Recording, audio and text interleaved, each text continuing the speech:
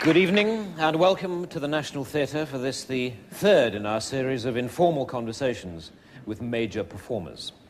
It has been a very exciting season so far, which has encompassed such performing giants as Sir Ian McKellen, Dame Judi Dench, and of course, Christopher Biggins.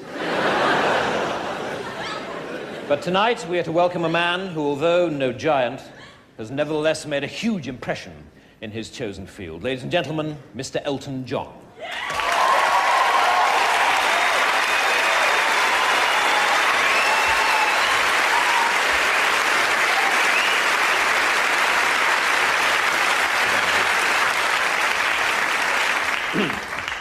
Elton, do you mind if I call you Elton?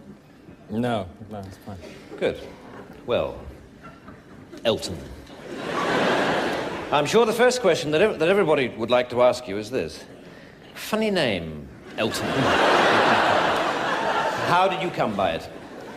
Well, I used to be in a band, and I wanted to become a singer in my own right, and I wanted to choose a name, and the saxophone player in the band was called Elton, so I chose that name.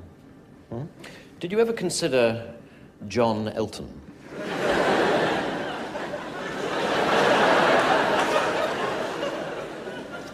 No. You didn't? Okay. Right, well, let's start with those early albums, then. One of which I believe was called simply Elton John. Yes, that's correct. And you didn't feel awkward with the name at all? No. You didn't feel that people might say, wait a minute, they mean John Elton. They've cocked up the record sleeve and printed the bloody name the wrong way around. You didn't think that? No, I thought it sounded great, and, you know, I thought people would be more interested in the music rather than the name. Hmm.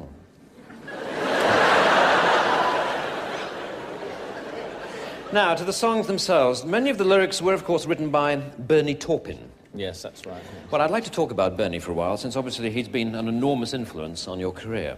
Yes, he has, yes. Tell me, did you ever discuss changing his name? Because presumably Taupin Bernie would have been more consistent with your Elton John.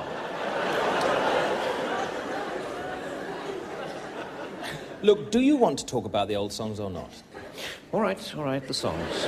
The old songs. Your song is a classic, isn't it? Yeah, it's quite popular, yes. Well, there is a verse in that song in which, talking about the eyes of the person that the song is about, you sing, "Excuse me for asking, these things I do. You see, I've forgotten if they're green or they're blue." Yes. What I'd like to know is this. Is it this sort of chronic forgetfulness that led you to forget that Elton is not, in fact, a Christian name at all? It is a surname. And not a very attractive one at that.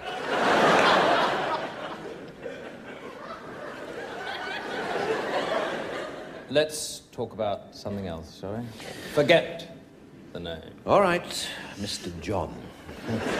Let's talk about being a stage performer, should we? Tell me, do you ever watch other performers and get jealous?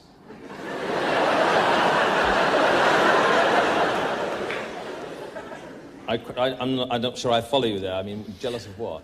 Well, for instance, Ben Elton.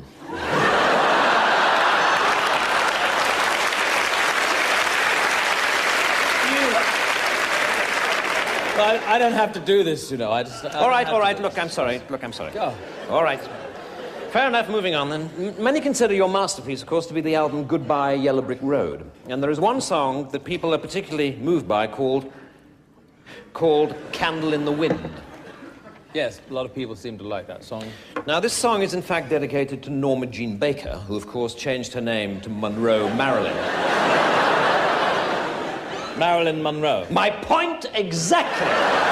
Marilyn is a Christian name, so it comes first. Can't you see that? Are you word blind or something? I mean, it's... I've had enough of this. Well, all right, no, wait, please. I'm sorry. I'm sorry, it was my mistake. I'm sorry. There's only one more question to go. It won't take long, really. It won't take a moment. Sorry, there's only... I am... Please, sit down. One final question. You've obviously achieved enormous success over the years, But in fact, you didn't have a solo British #1 until this year, with a song called Sacrifice. Now, my big question is this. Surely you wouldn't have had to wait so long for a #1 if it hadn't been for your stupid, pointless, bloody name! Bang!